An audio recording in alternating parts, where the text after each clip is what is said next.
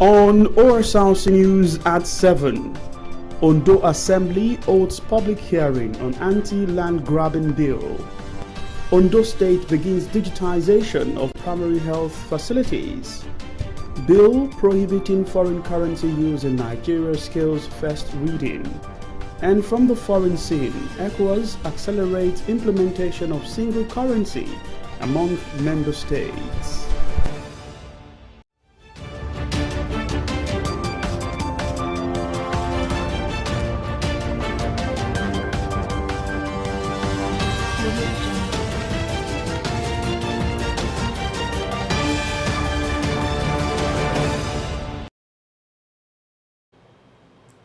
Hello, it's Osrc News at 7. I am Sahid Aribisala. The Ondo State government, through the World Bank assisted impact projects, has commenced the digitization of primary health facilities across the state. To drive the digitization process across the facilities in the 203 wards, computer systems were distributed to health management information system officers. The officers were also engaged in a 2-day training. There's more in this report. This 2-day training on digitization of district health information software, data entry and management at primary healthcare facilities in Ondo State is conducted under the Immunization Plus Malaria Progress Accelerating Coverage and Transforming Service Project. In attendance are stakeholders in the health sector of the state, representative of the federal government, partner organizations and health management information officers across the state. The world has gone beyond analog, beyond paper, data management, and Ondo State will not be left behind. So this training is to ensure that we digitalize all our data management from the left time of collection to analysis to reporting to dissemination. The Commissioner for Health, Dr. Banji Ajaka, said digitization will reduce the challenges of moving physical records and aid easy access. All the 203 wards in Ondo State will benefit from this. It's going to be a repository of data in Ondo State that, look, when we say we need this data, 1 second, it is up. We've uploaded it. Whether we need it at the state level, at the national level, or anywhere, at any point in time in the whole world, we can easily upload our data. The representative of the Federal Ministry of Health, Mr. Toye Femi, emphasized the need for quality and accurate data in health facilities, noting that such data improves decision-making and partnership with organizations. If we can have data error-free, and my able PAMSEC said data demand and use. If your data is quality, even development partner will be interested in your state. And with digitalization, we can go far. At the event, 203 laptops were distributed to health management information system officers in the 203 wards to enable direct data entry into the designated platform and enhance data management at their respective facilities. Information!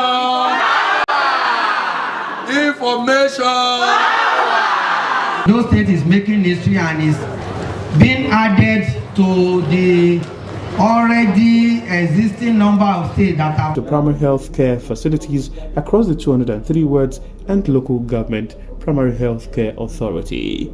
Sahida Ribisala, Osrc. Ondo State House of Assembly has held a public hearing on a bill seeking to prohibit forceful entry and illegal occupation of landed properties, as well as fraudulent activities related to land matters in Ondo State. The bill, sponsored by a lawmaker representing Ondo West Constituency 1 and the Parliamentary Secretary of the Assembly, Munyolong Ogunwiju, was committed to the House Committee on Lands and Housing after its second reading some months ago. Declaring the hearing open, Speaker Ondo State House of Assembly Olamide Oladiji, who highlighted the significance of the bill, said once passed, it would maintain order in the state and impose necessary sanctions on offenders, while urging committee members and stakeholders to ensure it serves the interests of the people.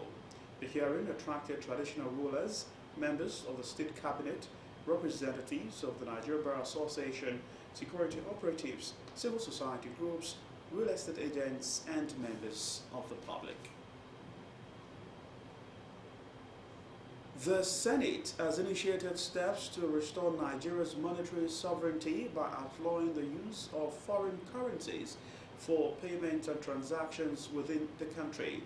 The proposed legislation, the chairman of the Senate Committee on Reparations and Repatriation, Senator Ned Nwoko, said is aimed at ensuring all payments and transactions are conducted in Naira and seeking to eliminate discriminatory practices and strengthen confidence in the local currency. According to Senator Nwoko, the widespread use of foreign currencies in Nigeria's financial system undermines the value of the Naira, perpetuating economic challenges. The bill proposed making it mandatory for exports to be paid for in Naira, prohibits salaries, transactions, and payments in foreign currencies, ensuring all workers, including expatriates, are paid in Naira. The proposed legislation also requires crude oil and other exports to be sold exclusively in Naira, compelling international buyers to purchase the currency and driving its demand and value.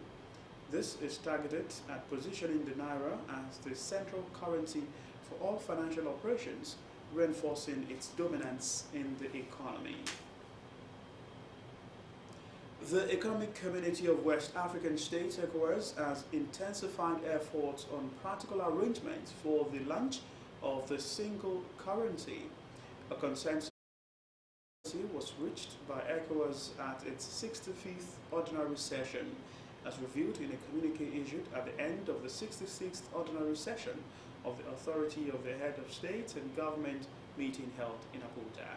The launch of the currency, which was delayed in 2020 due to the coronavirus pandemic, has now been slated for 2027. ECOWAS authority heads the central banks and member states to take necessary measures for the payment of the financial contributions for the operationalization of these institutions as soon as the decision on the effective date for the launch of the ECOWAS single currency is taken. The ECOWAS currency is intended to lower trade costs and improve intra-regional trade, which is currently hindered by the use of different national currencies that are not convertible within ECOWAS. Minister of Finance and Coordinating Minister for the Economy, Wale Edo, says the 13 trillion naira deficit in the 48 trillion naira 2025 budget will be financed through borrowing. The minister said this after the Federal Executive Council meeting at the Presidential Villa, Abuja. The total projected revenue for 2025 stands at 34.8 trillion naira, out of which the expenditure is projected at 47.9 trillion naira, which is an increase of 36.8% from the 2024 estimate. The deficit for the 2025 is projected at 13.1 trillion naira, representing 3.89% of GDP. Mr. Edon said the budget was designed within the context of how much progress has been made under the leadership of President Bola Tinubu over the last 18 months. He explained that the Tinubu administration had put in place policies that ensured market pricing of petroleum products, foreign exchange, and efforts have been made to improve the pricing of electricity. The House of Representatives has resolved to invite the Chief of Defense Staff, the Chief of Army Staff, and the Commanding Officer of 177 Battalion over an alleged unlawful arrest and detention of a community leader in Nasarawa State. Honorable Mansur Soro, who moved the motion during plenary, explained that on December 9, 2024, the community leader, Bello Badijo, was arrested in Malia Town, Nasarawa State by officers of the 177 Battalion of the Nigerian Army with no prior invitation or court injunction. The Chief of Defense Staff, General Christopher Musa, the Chief of Army Staff, Lieutenant General Olufemi Oluyede, and the Commanding Officer of the 177 Battalion, have been criticized over the unlawful arrest and detention of the community leader. The service chiefs are to appear before the House Committees of Army, Human Rights and Justice on Thursday, 20th December 2024. We're due to take a break on the news at 7. We'll be back with more stories. Stay with us.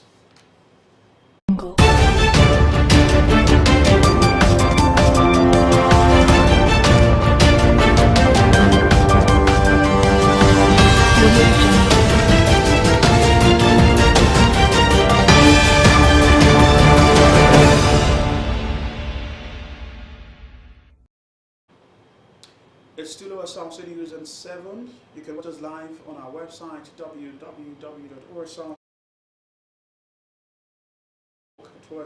TV, and on YouTube. You can subscribe to our channel Osrc TV. Ondo. To more stories now. Ondo State Radio Vision Corporation, owners of 94.5 FM Orange, 96.5 FM Malalaye, and Osrc Television will hold its 2024 Carol service and night lessons on Friday, 20th December 2024. The Carol service, which will take place at the CAC of the Sherwood Hospital Road, Akure, by 3 p.m., is expected to feature Carol songs by video choir and other invited groups, 9 lessons in biblical teaching to set the tone for the season. The Olori of Olubaka of Okakoko Adejumoke Adeleye has launched an initiative aimed at providing support for children during the festive season. The inaugural edition of this initiative brought joy to 275 children across 15 quarters in Oka communities, creating a sense of belonging during the season. Abidemi Akinrotoye reports that 10 children from different quarters were gifted 20,000 naira each. To report. In a remarkable show of passion, the Olori of Olubaka of Okakoko Kingdom launched the initiative described as first of its kind in the area. The occasion featured a Santa Claus display, music, dance, and games, which participants described as a unique experience.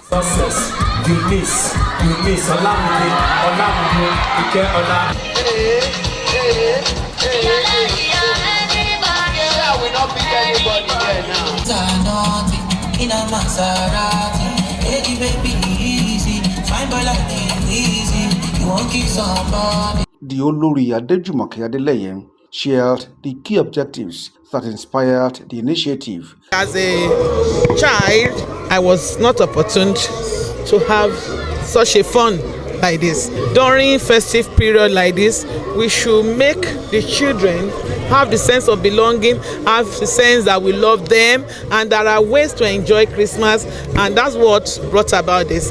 This conception has been on inside me for the past 2 years, but I've been dodging it. In 2023, I dodged it, but this year, I couldn't, because the Spirit didn't allow me to rest, that I must surely do something for the community. She also highlighted the achievements and positive outcomes. We had 275 children from all the wards in all the quarters in Oka. There was no discrimination, so we just gave a raffle draw, and the winner, whichever winner emerges, were given their 20,000 cash. We gave 20,000 cash each to 10 children from different parts of Oka. Special advisor to the governor on transport shared his thought on the purpose and significance of the event. It's an initiative of our Queen Olori Olajumoke Adeleye. We supported her in this cause. She's giving gifts to the children as giving back to the society in this festive season. So you can see the number of children, number of pupils in schools that she gathers here to share the good tidings to them. This is a personal effort from her, and it's a thing that we support. The young beneficiaries of the initiative expressed their sincere gratitude to the organizer of the event. I am happy to collect this thing yesterday. Thank you very much. I thank the Queen Mother for giving our child more than 20,000 naira to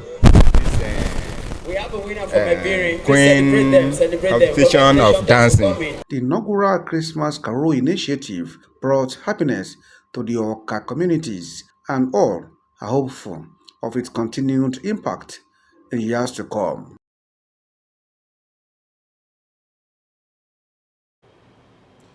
The frequent collapse of national grid is now a grave concern to Nigerians. The collapse has resulted in widespread power outages, disruption of economic activities, causing frustration among consumers. Abidemi Akinrote takes a look at the causes and ways out of the collapse. Nigeria's national grid had collapsed multiple times in 2024, with the most recent incident occurring on December 11, 2024. This frequent national grid collapse has left millions without electricity, causing economic and mental challenges for Nigerians. The persistence of national grid collapse across all administrations that came before that of President Bola Ahmed Tinubu highlights how deeply rooted the problem is. Despite the huge investment in the power sector, the national grid had collapsed about 105 times in the last 8 years. What then is responsible for the incessant collapse? An energy expert, Tunji Ariyomo, explains. Most of the infrastructure currently that constitute our national grid are getting old on a daily basis. This is not to say that government has not been improving or investing in them. But remember, we are currently over 200 million people. So in terms of carrying capacity, what Nigerians even need, we are not even scratching the surface at all. So we have aging infrastructure. Beyond aging infrastructure, we also have a situation whereby our maintenance attitude, our maintenance strategy do not basically match what we have on ground to be managed. Sabotage of the national grid has been a major factor contributing to grid collapses. The last month, when we experienced the 11th grid collapse, you recall that it was stated openly that some of the pylons, that's the transmission towers, were blown up with explosives. So what does that say? It shows that we have people who deliberately are sabotaging the national grid as a critical national infrastructure. So we have these multifaceted reasons why we keep on having grid collapse, like the current one we are dealing with, which is the 12th one. Also, an engineer, Okedele Sunday, blamed consumers for the development. The load rejection by the customer, especially the distribution company, spoil it all. Because if there is a load in the grid and it was not being picked by the distribution company, there's nothing we can do, because when the generator is running and is sending power through the transmission line into the customer, if the customer did not pick it, the generator will be making noise, and the noise is because of spinning no load. That is to say, it's running, nobody use it, and then it will result into overheating in the generator, and overheating the generator, because of the damage in the generator, it will switch off. And when one switch off, others can be following. They, however, suggested ways out of the predicament. We have to have a sense of belonging, that this thing is our things, and then we have to protect it. We have to fight against pandas. We have to query people that you said that is using electricity equipment or materials. People that were even selling conductor, aluminum conductor is old. We could quarry them. How do you get your conductor?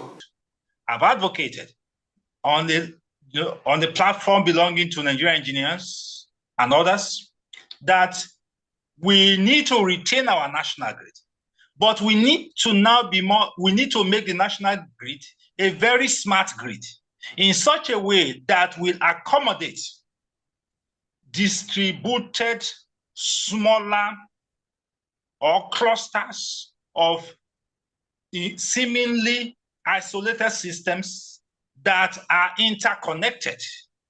So you have interconnected smaller grids. We can have 6 of them that are talking to each other.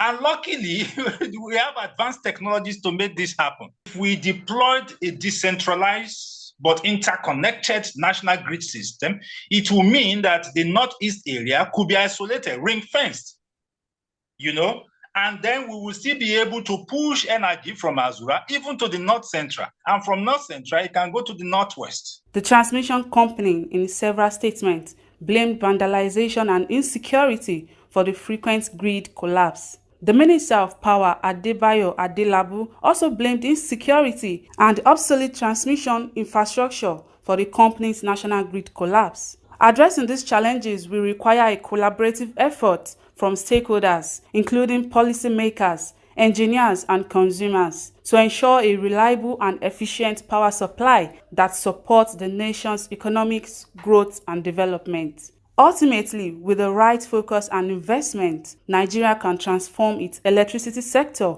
and ensure reliable power for all its citizens. Abidemi Akinrotoye, Osrc News. The Federal Executive Council has approved 262.75 billion naira for the first phase of the Presidential Power Initiative, otherwise known as the Siemens Project. The project involves the engineering, procurement, construction and financing for 330 by 132 kV and 132 by 33 kV substations in Onitsha, Offa, Abeokuta, Ayede and Sokoto. The Minister of Power, Adebayo Adelabu, after the Federal Executive Council meeting at the Osrc Villa, Abuja, said the approval follows the 80% completion of the project's pilot phase. According to him, on December 1st, 2023, the governments of Nigeria and Germany signed the Presidential Power Initiative Agreement to inject 12,000 megawatts of electricity into the national grid.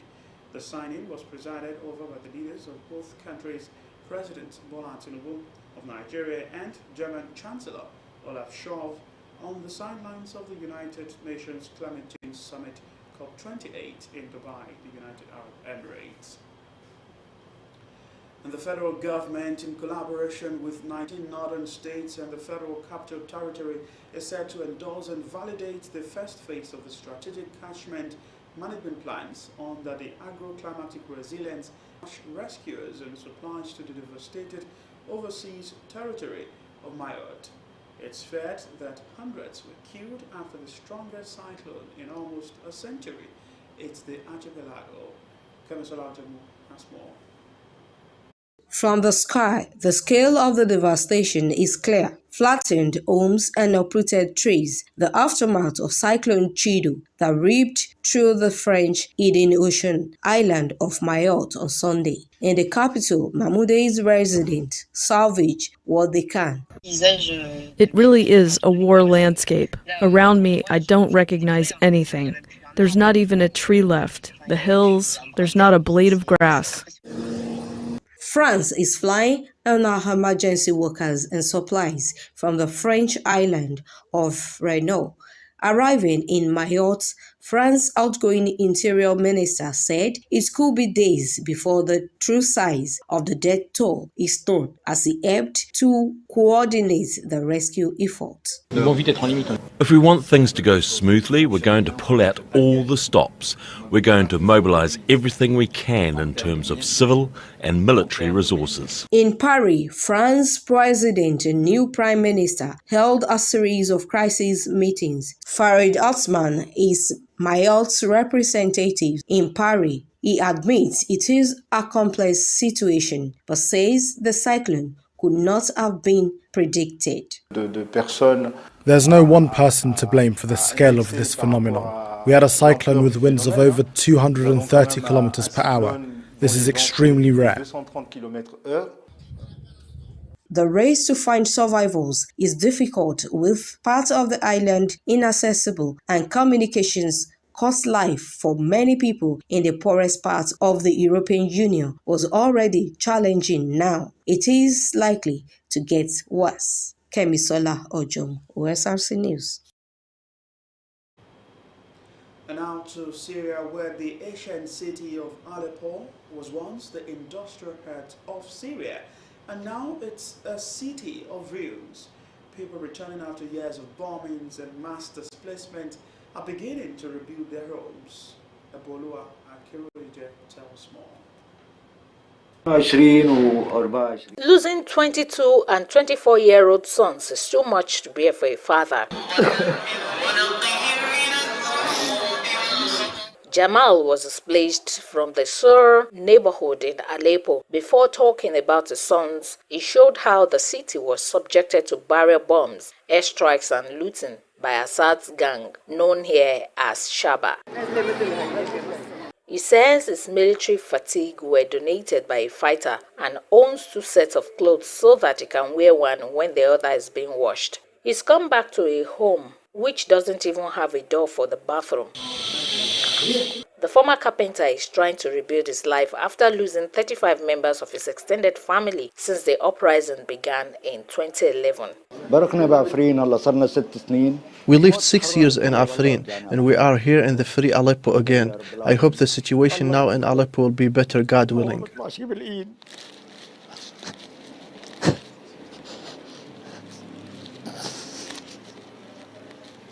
Alhamdulillah.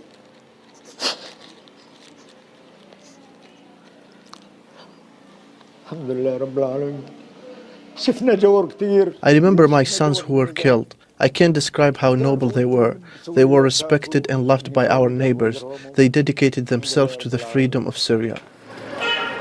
There is no water in the Sukari neighborhood these days, and people must go long distances to get it. Nearly 250,000 people were besieged, scared, and forcefully displaced by Assad